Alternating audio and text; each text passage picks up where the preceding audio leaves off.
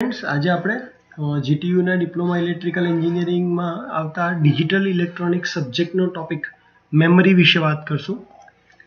Memory બહુ important topic એટલા માટે છે કે આપણે ડે ટુ ડે લાઈફમાં જ બહુ વખત આને યુઝ કરીએ છીએ અને આપણે અત્યારે મોબાઈલ જે યુઝ કરીએ છીએ જનરલી એમાં ચેક કરીએ કે ભાઈ કેટલા રેમની એની કેપેસિટી છે, 4 GB છે, 6 GB રેમ છે. જેટલી રેમ વધારે સારી હોય તો તમારો મોબાઈલ એટલો સ્મૂથ ચાલે છે. આપણે એવું કહીએ કે ભાઈ વધારે રેમવાળો મોબાઈલ પ્રિફર કરો. તો આ મેમરી જે છે એનું ઇમ્પોર્ટન્સ શું છે, એના કેટલા ટાઈપ છે, કઈ રીતે કામ કરે છે એ આપણે જોવાનું છે. તો મેમરી શું છે? તો મેમરી એક એવું લોકેશન છે કે જ્યાં તમે ડેટા તમારો જે છે એ સ્ટોર કરો છો શેના ફોર્મમાં? 0 અને 1ના ફોર્મમાં. મેમરી ટર્મ કોમ્પ્યુટર સાથે આપણે જે ડિસ્કસ કરી રહ્યા છે ડિજિટલ ઇલેક્ટ્રોનિક્સમાં, તો કોમ્પ્યુટરને રિલેટેડ ડિસ્કસ કરી રહ્યા છે. તો કોમ્પ્યુટરમાં જે ડેટા સ્ટોર થાય છે એ હંમેશા 0 અને 1ના ફોર્મમાં સ્ટોર થાય છે. તો આ ડેટાને સ્ટોર કરવા માટે આપણે મેમરીનો યુઝ કરીએ છીએ. મેમરીની સાઇઝ જેટલી હોય એટલા એના લોકેશન હોય અને દરેક લોકેશન ઉપર તમે એક બીટ સ્ટોર કરી શકો. મેમરીના જે અલગ અલગ ટાઈપ છે, જેમ કે રેમ છે, રોમ છે, પણ આ બેઝિકલી બધા કરે છે શું? તો કે ભાઈ એલિમેન્ટને એટલે કે ડેટાને સ્ટોર કરવાનું કામ કરે છે. ડેટાને સ્ટોર કરવા માટે આપણને મેમરીની જરૂર પડે છે. જ્યારે બી તમે એવું કહો કે એક ફાઇલની અંદર 64,000 બીટ છે 0101, એનો મતલબ કે તમારી મેમરીમાં પણ એટલા લોકેશન હશે જે આ બીટને સ્ટોર કરી શકતા હશે. જે પણ લોકેશનનું એડ્રેસ હોય છે તે 2 આપણે કોઈ પણ નંબર લઈ લઈએ, જેમ કે હું કહું કે 2 તો 16 નંબર આવ્યો, એના કરતાં એક ઓછું, કારણ કે આપણે જે સ્ટોર કરવાની શરૂઆત કરીએ છીએ 0થી કરીએ છીએ, તો 0થી 15 સુધી જઈએ ત્યાં 16 આંકડા થઈ જાય છે. એટલે જેટલું 2n હોય એના કરતાં -1 કરીએ એટલા તમારી પાસે લોકેશન હોય. ફોર એક્ઝામ્પલ કે 64K મેમરી છે તો એના લોકેશન થાય 65,536. તો 65,536 આપણે 0થી સ્ટોર કરવાનું ચાલુ કરીએ તો એ જશે 0થી 65,535 સુધી. મેમરીની અંદર આપણે ડેટા સ્ટોર કરી શકીએ છીએ અને જરૂર પડે ત્યારે આ ડેટાને લઈ શકીએ છીએ અથવા ડેટાને એમાં મેમરીમાં લખી શકીએ છીએ. આના પરથી મેમરીના 2 ટાઈપ પડે છે. મેમરીના 2 ટાઈપ છે, જે છે રેમ અને રોમ. રેમ એટલે કે random access memory. Random access memory નામ જ સજેસ્ટ કરે છે કે તમે એની અંદર ડેટાને રેન્ડમલી યુઝ કરી શકો છો, એટલે કે લખી પણ શકો છો અને એમાંથી ડેટા લઈ પણ શકો છો, વાંચી પણ શકો. લઈ પણ શકીએ એનો મતલબ કે ડેટા આપણે વાંચી પણ શકીએ છીએ, ડેટા આપણે એ મેમરીમાં મૂકી પણ શકીએ છીએ. પણ આનો ડ્રોબેક શું છે કે તમે એની અંદર ડેટા પરમનન્ટલી સ્ટોર નથી કરી શકતા. કોમ્પ્યુટર જ્યારે બંધ થઈ જાય અથવા તો પાવર સપ્લાય ફેલ થાય તો તરત જ રેમમાં જે વસ્તુ સ્ટોર કરવામાં આવી હોય છે એનો ડેટા ભૂસાઈ જાય છે. આપણે એક્ઝામ્પલ તરીકે અમુકવાર માઇક્રોસોફ્ટ વર્ડની અંદર વસ્તુ ટાઈપ કરતા હોય છે અને જો તમે સેવ કરવાનું ભૂલી જાઓ અને પાવર જતો રહે તો તમે લખેલો બધો જ ડેટા ઓટોમેટિકલી ભૂસાઈ જતો હોય છે, તો કે ડિલીટ થઈ જતો હોય છે. તો રેન્ડમ એક્સેસ મેમરી નામ જ સજેસ્ટ કરે છે કે તમે એને રેન્ડમલી એક્સેસ કરી શકો છો. મીન્સ કે એક્સેસ એટલે તમે એમાં ડેટા લખી શકો છો, એમાંથી ડેટા વાંચી શકો છો, એટલા માટે એને રેમ કહેવાય. પણ એનો એક જ ડિસએડવાન્ટેજ છે કે એમાં ડેટા તમે પરમનન્ટલી સ્ટોર કરી શકશો નહીં. જ્યારે રોમની અંદર તમે ડેટા પરમનન્ટલી સ્ટોર કરી શકો છો. આપણે બંનેને ડિટેલમાં પણ જોવાના છે. તો પહેલું જે આપણું હતું એ હતું રેમ, રેન્ડમ એક્સેસ મેમરી. બીજો જે ટાઈપ છે એ છે રોમ, રીડ ઓનલી મેમરી. નામ જ સજેસ્ટ કરે છે કે આ ટાઈપની મેમરીમાંથી તમે ફક્ત ડેટાને રીડ કરી શકો છો, એટલે કે ડેટા લઈ શકશો, એમાં ડેટા લખી શકશો નહીં.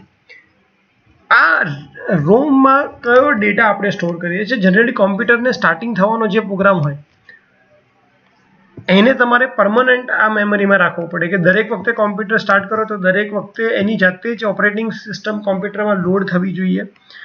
એટલા માટે રોમની અંદર જે પ્રોગ્રામ હોય છે એ હંમેશા પરમનન્ટલી સ્ટોર કરેલા પ્રોગ્રામ હોય છે, જે કોમ્પ્યુટરને ચાલુ રાખવા માટે હોય છે. કોમ્પ્યુટરને તમે બંધ કરી દો પછી પણ આ પ્રોગ્રામ રોમની અંદર સ્ટોરેજ હોય છે, અને એટલા માટે આપણે એવું કહી શકીએ કે ભાઈ રોમ છે એ ડેટાને પરમનન્ટલી સ્ટોર કરી રાખે છે. નેક્સ્ટ ક્વેશ્ચન આવે છે કે જે એક્સટર્નલ મેમરી શું કહેવાય. તો ભાઈ એક્સટર્નલ મેમરી હોય તો ત્યાં પહેલાં તમને એ ખબર હોવી જોઈએ કે ઇન્ટરનલ મેમરી એટલે શું, કે પ્રાઇમરી મેમરી એટલે શું. કોમ્પ્યુટર જે પણ પ્રોગ્રામ રન કરે છે, કોમ્પ્યુટર માટે જરૂરી જેટલા પણ સોફ્ટવેર છે એ રન કરે છે, એ બધા જ જે છે એ આપણે રેમ અને રોમમાં સ્ટોર કર્યા હોય છે. તો રેમ અને રોમ એ પ્રાઇમરી મેમરી છે અથવા તો ઇન્ટરનલ મેમરી છે, અને એની કેપેસિટી બહુ ઓછી હોય છે. જ્યારે તમારે જે ડેટા યુઝ કરવાનો છે, સપોઝ કે તમારે પિક્ચર જોવું હોય, મૂવી જોવું હોય, એ બધાનો ડેટા એના માટે વધારે સ્ટોરેજની જરૂર પડે છે. તો તમે જે એક્સટર્નલ સ્ટોરેજ લગાડો છો એને આપણે એક્સટર્નલ સ્ટોરેજ કહીએ છીએ, જેની સાઇઝ વધારે છે, જેમ કે ફ્લોપી ડિસ્ક છે, હાર્ડ ડિસ્ક છે, USB છે, CD છે, DVD છે. આ જેટલી પણ વસ્તુ તમે લગાડો છો એને આપણે એક્સટર્નલ મેમરી કહીએ છીએ. રેમ અને રોમ એ કોમ્પ્યુટરના ઇન્ટરનલ મેમરી છે, જ્યારે hard disk, CD, DVD, floppy આ બધી એક્સટર્નલ ડિવાઇસ છે, અને આની કેપેસિટી રેમ અને રોમ કરતાં વધારે હોય છે. હવે આપણે રેન્ડમ એક્સેસ મેમરીને ડિટેલમાં સમજવા ટ્રાય કરીએ કે ભાઈ રેન્ડમ એક્સેસ મેમરી છે. તો પહેલાં જે રીતે આપણે ડિસ્કસ કર્યું કે ભાઈ આ એક ટાઈપની ટેમ્પરરી મેમરી છે કે જેની અંદર જ્યારે પાવર ચાલુ હોય ત્યાં સુધી તમે ડેટાને લખી શકો છો અથવા તો તમે ડેટા તેમાંથી વાંચી શકો છો. રીડ અને રાઇટ બંને તમે કરી શકો છો. ક્યારે? ખાલી પાવર ઓન હોય ત્યારે. રેમના બે ટાઈપ છે, સ્ટેટિક અને ડાયનેમિક. આ જે રેમ બને છે એ બે ટાઈપના મટીરિયલમાંથી બને છે, એક કેપેસિટરમાંથી અને બીજું બને છે ફ્લિપફ્લોપમાંથી. ફ્લિપફ્લોપ આપણને ખબર છે કે સ્ટેટિક ડિવાઇસ છે, જ્યારે કેપેસિટરની અંદર ચાર્જિંગ ડિસ્ચાર્જિંગની પ્રોસેસ થતી હોય છે. તો ફ્લિપફ્લોપથી જે બને છે રેમ એને આપણે સ્ટેટિક રેમ કહેશું, અને કેપેસિટરથી જે બને છે એને આપણે ડાયનેમિક રેમ કહેશું. તો સ્ટેટિક રેમની અંદર સ્ટેટિક રેમ ફ્લિપફ્લોપથી બને છે, અને એટલા માટે તમારે એના જે ડેટા છે એને વારાઘડી રિફ્રેશ કરવાની જરૂર નહીં પડે. પણ કેપેસિટરની અંદર ચાર્જિંગ ડિસ્ચાર્જિંગની પ્રોસેસ હોય છે, એટલા માટે ડેટાને તમારે વારાઘડીએ રિફ્રેશ કર્યા કરવું પડે છે, જેને ડાયનેમિક રેમ કહેવાય. જો આપણે રેમ એટલે કે રેન્ડમ એક્સેસ મેમરીનો બ્લોક ડાયાગ્રામ જોઈએ, અહીંયા 4x8 એટલે કે 32 બીટ માટેનો રેમનો ડાયાગ્રામ આપ્યો છે. ધેટ મીન્સ કે એમાં 32 ફ્લિપફ્લોપની જરૂર પડશે તમારે. તો 32 4x8 એટલે 32 ફ્લિપફ્લોપ. તો રેમની અંદર આપણે ખબર છે કે ડેટા રીડ પણ કરી શકાય, રાઇટ પણ કરી શકાય. તો હવે આપણે એનો બ્લોક ડાયાગ્રામ જોઈએ. અહીંયા તમારે ડેટા રાઇટ કરવો હોય ત્યારે એના માટે 8 બીટ ઇનપુટ ડેટા છે, રીડ કરવો હોય તો 8 બીટ ડેટા આઉટપુટ છે.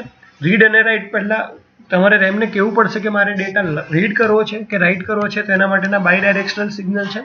અને અહીંયા એડ્રેસ કે રેમમાં જે વસ્તુ પડી છે તમારે શોધવાની કઈ રીતે, તો રેમના દરેક જે જગ્યાએ ડેટા પડ્યો છે એનું એક એડ્રેસ હશે, એ એડ્રેસથી તમે ડેટાને શોધી શકશો. તો આ રેમનો બ્લોક ડાયાગ્રામ છે. શું શું હશે તો કે એડ્રેસ બસ ઉપરથી તમને જે જગ્યાએ ડેટા પડ્યો છે એના વિશે માહિતી મળશે. એડ્રેસ બસ જનરલી 8 બીટની હોય છે. ઇનપુટ ડેટા બસ એટલે કે ડેટા છે જે એને રેમ સુધી લઈ જવા માટે જે આપણે યુઝ કરીએ છીએ, રેમમાંથી ડેટા બહાર કાઢવા માટે આઉટપુટ ડેટા બસ, અને રેમને કહેવાનું કે ડેટા તમારે રીડ કરવો છે કે રાઇટ, એના માટેનું જે લાઇન છે એ રીડ રાઇટ લાઇન છે. તો આ હતું રેમનું બ્લોક ડાયાગ્રામ. હવે સ્ટેટિક રેમ શું છે અને ડાયનેમિક રેમ શું છે. તો સ્ટેટિક રેમ આપણે જેમ વાત કરીએ એમ કે સ્ટેટિક રેમ હંમેશા ફ્લિપફ્લોપથી બનેલું હોય છે, એટલા માટે એના ડેટાને કોઈ રિફ્રેશ કરવાની જરૂર નથી. અને એના એડવાન્ટેજીસ છે કે એનો એક્સેસ ટાઈમ ઓછો છે, ફાસ્ટ. ફ્લિપફ્લોપ છે એનું ઓપરેશન કેપેસિટર કરતાં ફાસ્ટ છે, રિફ્રેશ કરવાની કોઈ જરૂર નથી. ગેરફાયદા શું છે કે પેકેજ ડેન્સિટી. હવે પેકેજ ડેન્સિટી કોને કહેવાય? જ્યારે એક આઈસીમાં તમે 10 ફ્લિપફ્લોપ રાખો તો 10થી વધારે નહીં કરી શકતા, એની સામે સેમ આઈસીમાં તમે 100 કેપેસિટર લગાડી શકો છો. તો તમે કહી શકો કે ફ્લિપફ્લોપની પેકેજ ડેન્સિટી ઓછી છે, એટલે કે એક આઈસીમાં જો તમારે માઉન્ટ કરવા હોય તો તમે ઓછા ફ્લિપફ્લોપ માઉન્ટ કરી શકશો, જ્યારે એટલી જ જગ્યામાં તમે એ આઈસી ઉપર કેપેસિટર વધારે માઉન્ટ કરી શકશો.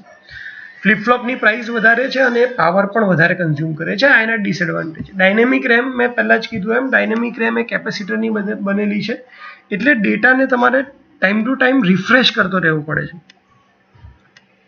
ડાયનેમિક રેમમાં કેપેસિટરમાં જેમ ચાર્જ છે તેમ ડેટા સ્ટોર થાય છે, એટલા માટે એને રિફ્રેશ કરવામાં આવે છે. ફાયદા શું છે? કેપેસિટરની પેકેજ ડેન્સિટી વધારે છે, વધારે એલિમેન્ટ એક સાથે અંદર આવે છે એટલે તમે ડેટા વધારે સ્ટોર કરી શકશો, એટલે ઇકોનોમિકલ છે. પાવર કન્ઝમ્પશન એનું ઓછું છે, એક જ આઈસીથી તમે બધા જ કેપેસિટર ઓપરેટ કરી શકો છો, એટલા માટે. ગેરફાયદો શું છે કે તમારે વારાઘડી એને રિફ્રેશ કરવું પડે છે, અને એક જ આઈસીમાં બહુ બધો ડેટા છે એટલે એનો એસએસ ટાઈમ વધારે છે, કે તમારે એને જ્યારે શોધવું છે, ડેટા લાવો છે તો એસએસ ટાઈમ વધારે છે. જો એટ અ ગ્લાન્સ આપણે બંનેની કમ્પેરિઝન કરીએ, સ્ટેટિક રેમ અને ડાયનેમિક રેમ, તો આની પેકેજ ડેન્સિટી ઓછી, આની પેકેજ ડેન્સિટી વધારે. સ્ટેટિક રેમ ફ્લિપ ફ્લોપ હોવાથી રિફ્રેશ કરવાની જરૂર નથી, કેપેસિટર હોવાથી રિફ્રેશ કરવાની જરૂર છે. સ્ટેટિક રેમમાં ઓછા ફ્લિપ ફ્લોપ છે એટલે ડેટા તમે ઝડપથી એસેસ કરી શકશો, એટલે આ ઝડપી છે. ડાયનેમિક રેમમાં કેપેસિટર બહુ વધારે છે એટલે એની સ્પીડ ઓછી છે. પ્રતિ બીટ સ્ટોરેજ કિંમત વધારે છે અને પ્રતિ બીટ સ્ટોરેજ કિંમત ઓછી છે. તમારે સ્ટોર કરવા માટે બહુ જ વધારે એરિયા છે એટલે પ્રતિ બીટ સ્ટોરેજ કિંમત ડાયનેમિક રેમની ઓછી હશે, સ્ટેટિક રેમની વધારે છે. તે નાની સાઇઝની મેમરીમાં વપરાય છે કારણ કે તમે ઓછા ફ્લિપ ફ્લોપ બનાવી શકશો, જ્યારે ડાયનેમિક રેમમાં તમે બહુ વધારે કેપેસિટર છો એટલે મોટી સાઇઝ એની સાઇઝ જે હશે વધારે હશે. પાવર કન્ઝમ્પશન આનું વધારે છે, પાવર કન્ઝમ્પશન આનું ઓછું છે. આ તો એનું કમ્પેરિઝન. રેમ કઈ કઈ જગ્યાએ યુઝ થાય છે? તો રેમ તમે ડેટાને ટેમ્પરરી સ્ટોર કરવા માટે યુઝ કરીએ છીએ. કોમ્પ્યુટરમાં આપણે એને મુખ્ય મેમરી તરીકે યુઝ કરી શકીએ છીએ, અને ડિજિટલ ડાયરીમાં પણ ધારો કે તમારે કોઈ ડેટા સ્ટોર કરવો છે એના માટે આપણે એને યુઝ કરીએ છીએ. હવે વાત કરીએ રીડ ઓનલી મેમરી. અત્યારે જે આપણે રેમની વાત કરીએ આપણી ટેમ્પરરી મેમરી હતી, પણ રોમ છે એ આપણી પરમનન્ટ મેમરી છે, કે ભાઈ પાવર જતો રહે છે તો પણ અંદર ડેટા પરમનન્ટલી સ્ટોર હોય છે. અને રોમ જે છે એને કઈ રીતે સપ્લાય આપીએ આપણે? તો તમે કોમ્પ્યુટરની અંદર એક સિલ્વર કલરની નાની ગોળ બેટરી જોઈ હશે, એના દ્વારા આપણે એને પાવર આપીએ છીએ. રોમનો બ્લોક ડાયાગ્રામ જોઈએ તો રોમની અંદર જે મેમરી એલિમેન્ટ છે એને બહાર કાઢવા માટે અથવા ડેટા ઇન કરવા માટે તમારે ડીકોડરની જરૂર પડે છે. તો રોમની અંદર તમારી જેટલી પણ ઇનપુટ લાઇન છે એ શું હશે? ડીકોડરની જે આઉટપુટ લાઇન છે એ મેમરી માટેની ઇનપુટ લાઇન થશે. તમારે રોમમાં ડેટા તમે ફરીથી નહીં લખી શકો. એક વખત ડેટા લખાઈ ગયો પછી એમાંથી તમે હંમેશા ડેટા ખાલી બહાર જ કાઢી શકશો, બીજો ડેટા તમે એમાં કોઈ લખી શકશો નહીં. અને રોમની અંદર પણ એડ્રેસીસ અને લોકેશન ઉપર ડેટા સ્ટોર છે જેને તમે આરામથી બહાર કાઢી શકો છો.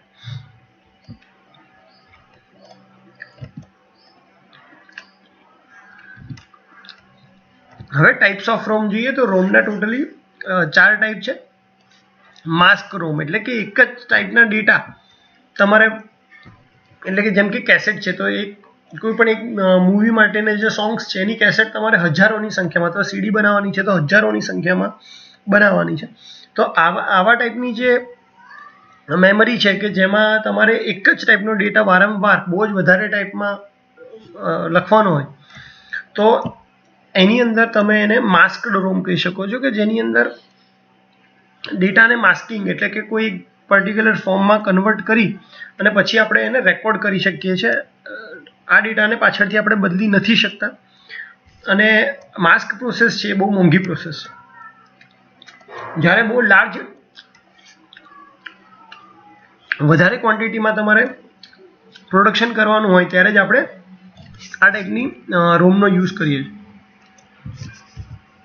બીજું છે prom, PRO, programmable read only memory.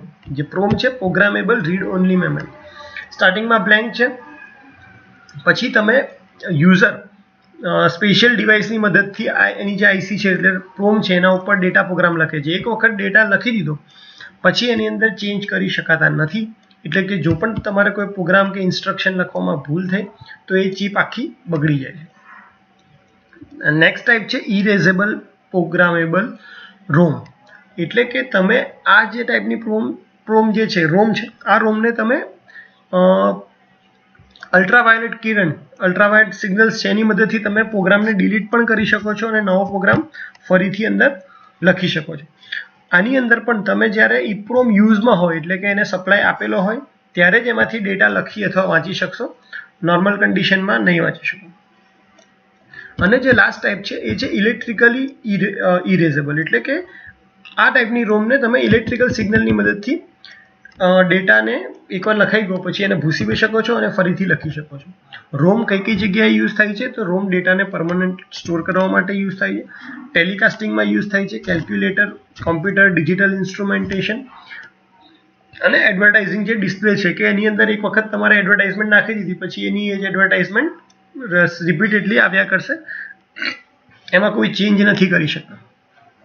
તો આ હતું ડિજિટલ ઇલેક્ટ્રોનિક્સમાં મેમરીનું ચેપ્ટર. જે હોપ કે તમને એક્ઝામમાં આ વસ્તુ કામ લાગશે અને થેન્ક યુ સો મચ.